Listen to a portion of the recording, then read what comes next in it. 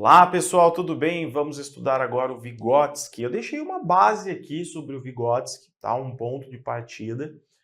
Representante da psicologia histórico-cultural, base no marxismo, no caso do materialismo histórico dialético, ok? Bem, vamos lá, vamos para a introdução. A psicologia de Vygotsky pode ser conceituada em três pilares. Primeiro, as funções psicológicas têm um suporte biológico, pois são produtos da atividade cerebral. O funcionamento psicológico fundamenta-se nas relações sociais entre o indivíduo e o mundo exterior, as quais se desenvolvem num processo histórico. Ainda a relação homem-mundo não é uma relação direta, ela é mediada por sistemas simbólicos. Então, para nós, por exemplo, compreendermos o mundo, para nós compreendermos tudo que nos cerca, nós utilizamos, por exemplo, a linguagem, que é um sistema simbólico que foi criado culturalmente pelo homem, convencionado, justamente para que a gente pudesse compreender o significado das coisas, estabelecer relações, etc. Tá? Então, aqui são os três pilares. No decorrer das aulas, a gente vai estudar tudo isso agora. Tá? Então, vamos começando aqui com as funções psicológicas. O que são essas funções psicológicas? Vejamos. A criança nasce com funções psicológicas elementares. E a partir do aprendizado da cultura, estas se transformam em funções psicológicas superiores. Vejamos. A criança é o quê? A princípio, um sujeito biológico, um projeto biológico, ser humano, nasce com funções elementares, muito importantes para a sua sobrevivência. Então, as funções elementares são as funções instintivas da criança, com as quais ela nasce. Ela nasce muito parecida com um animal irracional, muito dependente do outro, até menos capaz do que os demais animais, porque os demais animais, quando nascem mais capazes do que o ser humano. O ser humano nasce num estado de fragilidade e vulnerabilidade muito grande. Então, a princípio, a criança tem apenas como recursos as funções elementares, que são importantes para a sua sobrevivência. No entanto, existem as interações. Tá? Então, aqui, essa criança, desde cedo, desde muito cedo, já desde o nascimento, ela inicia o seu processo de interação com o adulto, com o outro, etc. E onde ela vai chegar? No desenvolvimento das funções superiores, das funções psicológicas superiores. Aqui, na verdade, nós podemos dizer que esse é o grande objeto de estudo do Vygotsky, não é? Então, o sujeito, por exemplo, ele aprende e com as aprendizagens ele se desenvolve. O que ele desenvolve? Ele desenvolve funções psicológicas superiores. Aqui é o objeto de interesse, de estudo do Vygotsky. Tudo bem? Então, a gente trabalha com essas duas funções aqui. Tá? Com essas duas funções. Vejamos. As ações, quais são essas funções psicológicas superiores? As ações conscientes, a atenção voluntária, o pensamento abstrato e o comportamento intencional. Na verdade, gente, aqui está bem resumido, tá? De forma geral, são essas as funções psicológicas superiores. Mas a gente pode colocar aqui, ó. Eu vou colocar aqui o seguinte, deixa eu ver se eu tenho uma outra corzinha massa. Vou pegar um vermelho mesmo. Então, eu vou colocar aqui a linguagem. A linguagem é uma função psicológica superior. O pensamento, a percepção, a imaginação, são todas funções psicológicas superiores. A imaginação, a memória, a atenção voluntária, a atenção voluntária. O que mais que nós temos aqui? Bom, vou colocar etc, tá? Tem ainda a emoção, tá? A emoção. Então, são funções psicológicas superiores. Pega, por exemplo, a atenção voluntária. Como que é a atenção da criança aqui, ó, dessa criança dependente de funções elementares? Será que a criança pensa assim, deixa eu prestar atenção naquilo lá porque é importante? Lógico que não. Então, por mais que a criança tenha uma certa atenção, você precisa estimulá-la muito, né? Então, a criança ela é pouco atenta e quando ela quer alguma coisa, é por causa de um estímulo, enfim, ela não planeja prestar atenção em alguma coisa para conseguir algo com aquilo, né? Essas funções psicológicas superiores, elas vão se desenvolvendo e existe uma interdependência entre elas. São funções diferentes, mas uma ajuda a outra. Por exemplo, a atenção voluntária contribui muito com a memória. A capacidade de percepção contribui muito com a atenção voluntária. Então, são funções que o sujeito vai desenvolvendo que são diferentes, porém interdependentes e que, na verdade, representam um salto qualitativo muito grande no desenvolvimento do ser humano, tá?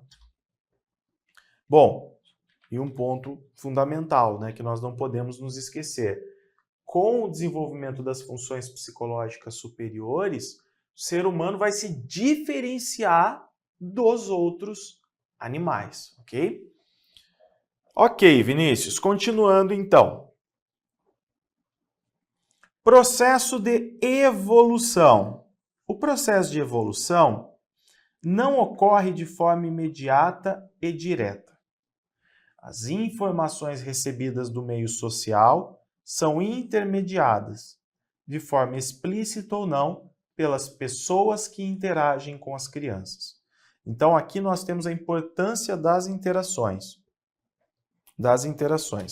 Vejam, essa passagem aqui, ó, ela depende muito do quê? De interações. Ela depende muito de apropriação da cultura, de aprendizagens. E aqui existe a presença do outro, porque a criança interage com o outro no meio social, adquire, se apropria da cultura disponível, aos poucos, construindo conhecimento, não é? Aprende coisas novas o tempo todo a partir dessas interações.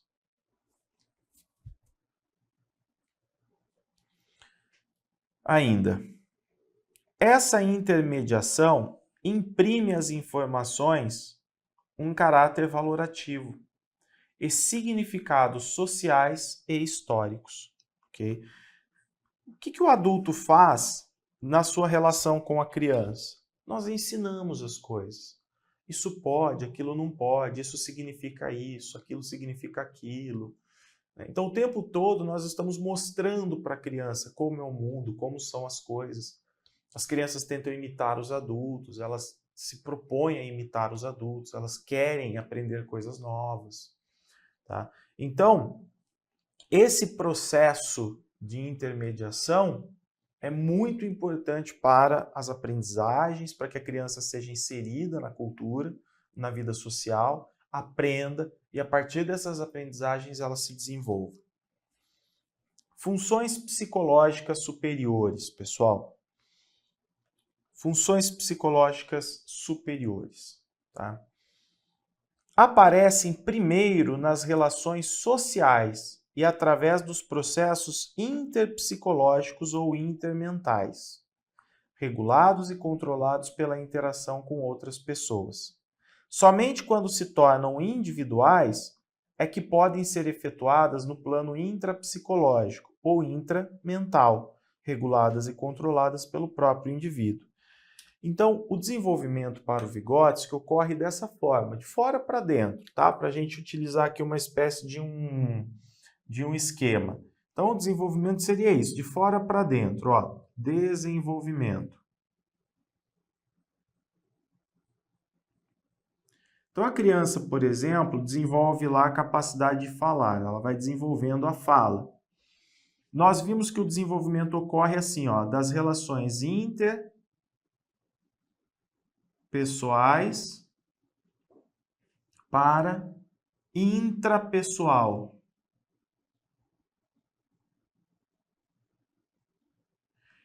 Antes de tornar, por exemplo, estou falando da fala, a criança aprende a falar, ela se apropria de signos, ela aprende palavras, ela vai aprendendo aos poucos o significado das palavras. Nem sempre ela sabe exatamente o significado da palavra que ela está utilizando. No começo, a criança vai utilizar palavras que ela não compreende muito bem o significado, mas ela utiliza mesmo assim, porque está no universo cultural dela. Então, falando da fala, as crianças se apropriam da fala, vão desenvolvendo a fala, conversando com outras pessoas, interagindo, fazendo trocas, realizando trocas. Chega um momento em que a criança interioriza a fala, que a capacidade que ela tem de pensar antes de falar, em vez de se expressar rapidamente, em vez de agir daquela forma compulsiva para querer falar, participar, etc., a criança começa a pensar antes de falar. Então, primeiro ela cria uma espécie de um plano interno para depois saber como deve ser a ação.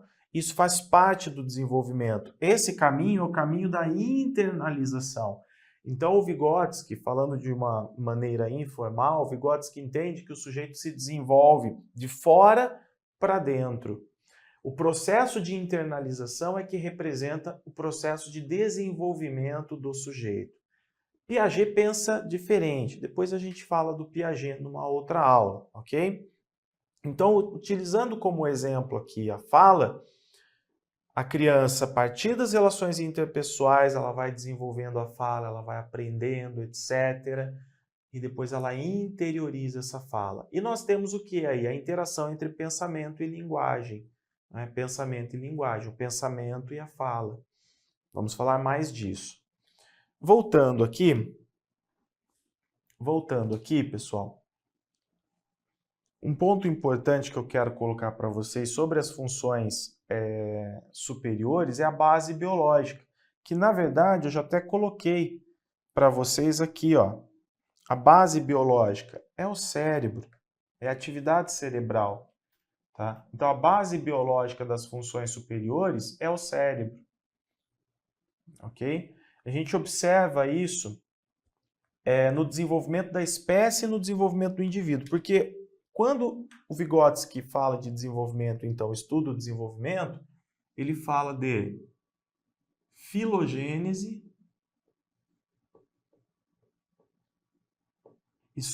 e ontogênese. Ontogênese. Sociogênese também, mas basicamente filogênese e ontogênese. Filogênese, desenvolvimento da espécie humana ao longo da história. Desenvolvimento da espécie humana ao longo da história. Então, ao longo da história, nós desenvolvemos características biológicas que servem de suporte para o desenvolvimento cultural do homem. Por exemplo, a questão do desenvolvimento cerebral. Então, o homem, diferentemente dos outros animais, conforme ele foi assumindo necessidades, percebendo necessidades de sobrevivência, ele foi pensando em novas estratégias, tendo que mudar seu comportamento. E junto a isso existe o quê? Uma evolução do cérebro. Então, um aumento do encéfalo, para que a gente pudesse ter um cérebro diferente dos outros animais, com um potencial biológico diferente. Então, nós temos, por exemplo, o neocórtex, hemisfério esquerdo, hemisfério direito, uma capacidade racional, biológica, potencial, que nos diferencia dos outros animais. E isso nos dá a chance de sermos diferentes no sentido racional, produzindo cultura, agindo sobre a natureza, construindo instrumentos, etc. Tá? Filogênese, desenvolvimento da espécie. Ontogênese é o desenvolvimento do indivíduo ao longo da sua vida. O indivíduo que nasce, o indivíduo que se desenvolve, o indivíduo que evolui a óbito. Ok? Então, desenvolvimento da espécie ao longo da história da espécie humana, desenvolvimento do indivíduo ao longo da sua vida. A criança, por exemplo, nasce tendo ali como recursos as funções psicológicas elementares, não é? Mas ela desenvolve, nesse processo de desenvolvimento dela enquanto sujeito, a partir das interações, da relação com o outro, das aprendizagens e do potencial biológico dela, do cérebro, inclusive, ela desenvolve o quê? Funções psicológicas superiores. Esse processo faz parte da história do indivíduo, ontogênese. Então, só para reforçar, a base biológica das funções superiores é o cérebro, tá? Bom, vou colocar aqui, né?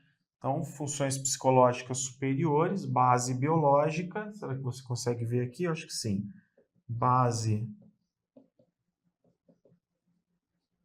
biológica, o cérebro. Ok? Maravilha? Continuando.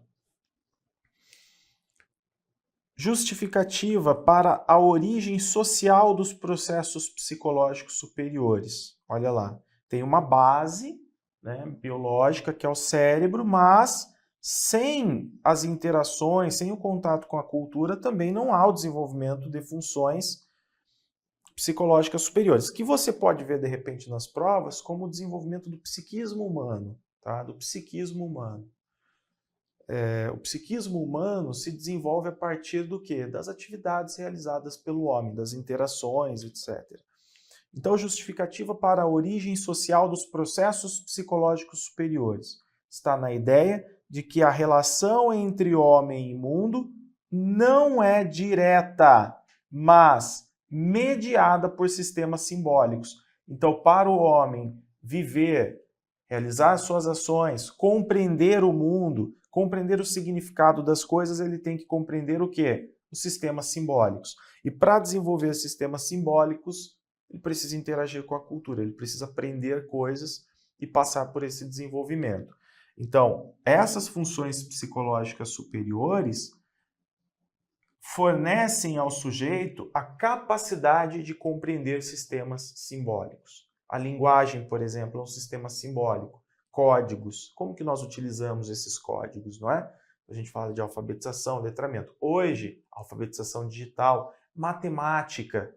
Então, os códigos que existem dentro da matemática, as funções simbólicas que existem ali dentro. Nós precisamos compreender isso tudo para podermos viver em sociedade.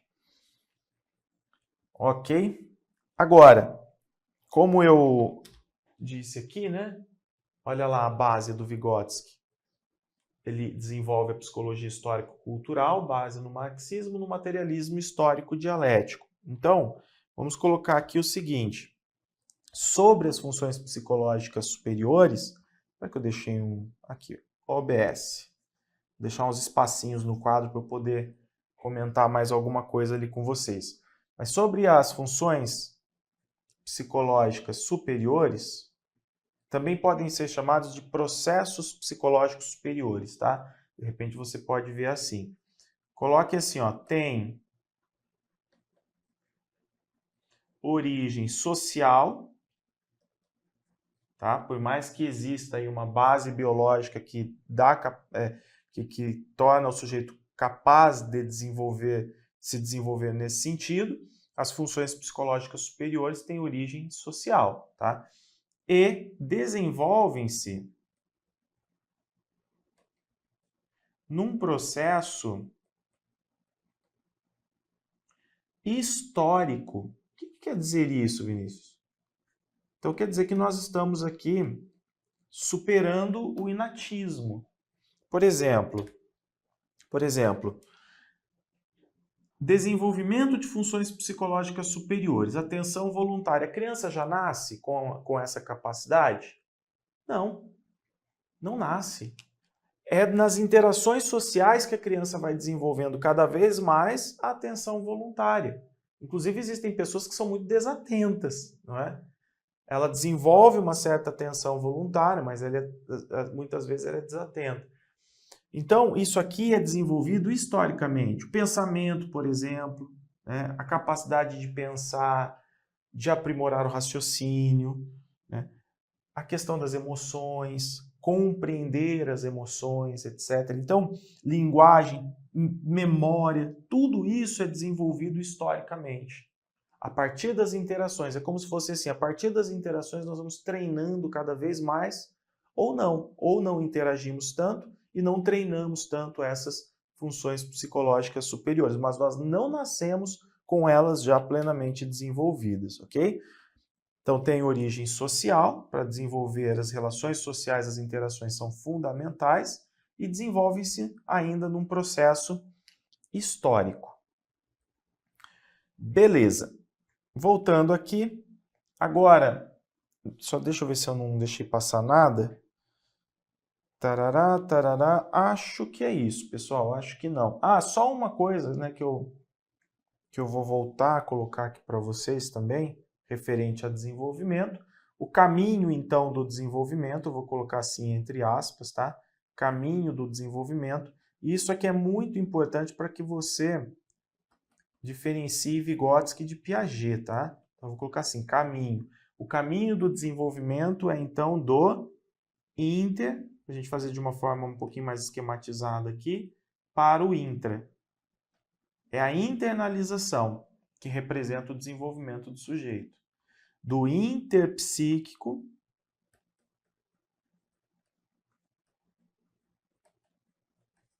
para o... Deixa eu escrever direito. Intrapsíquico.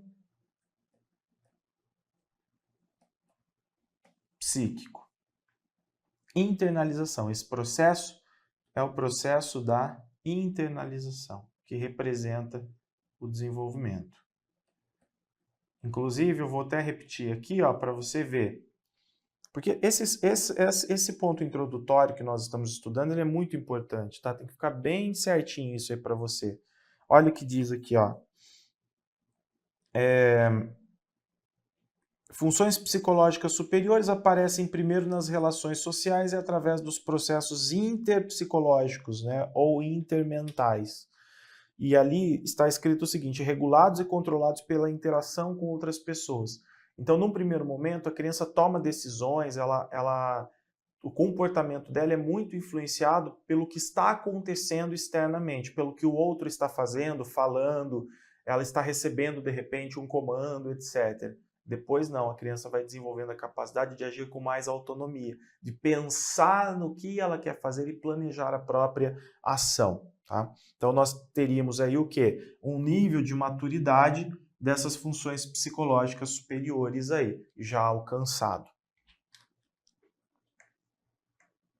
Atividade. A atividade, gente, é um conceito, mas muito, muito, muito importante quando a gente fala de Vygotsky. Não só Vygotsky, mas também Luria, Leontiev, tá? Os outros dois pesquisadores parceiros de Vygotsky. Então, a atividade, imagine o seguinte, tudo que nós fazemos nas relações com o mundo, com as outras pessoas, né? Então, as nossas relações com a realidade objetiva, tudo isso representa a atividade. Por que nós agimos, hein? Vou colocar aqui, atividade. Por que nós agimos? Por que nós realizamos atividade? Porque o ser humano é um ser social, né? O ser humano é um ser social e o ser humano age sobre a natureza. Nós produzimos a nossa sobrevivência, as nossas tecnologias, nós sobrevivemos a partir da ação sobre a natureza, produzindo, né, ao agir sobre a natureza, realizando trabalho. Isso tudo é atividade. Então, por que nós realizamos atividades? Por necessidade. Então, as atividades que representam essa relação objetiva que nós temos com a realidade, com o mundo, enfim, ela decorre de necessidades, necessidade de sobrevivência, necessidade de produzir, necessidade de trabalhar, ok? Na verdade, eu vou tirar aqui do plural, tá? Atividades não, vamos colocar no singular, atividade. Então, isso aqui é um ponto muito importante dentro da psicologia histórico-cultural. Vamos falar um pouquinho mais então sobre a atividade. Aliás, acho que não vou falar não. Eu vou fazer uma pausa para essa aula não ficar muito longa e eu já volto para nós falarmos desse assunto.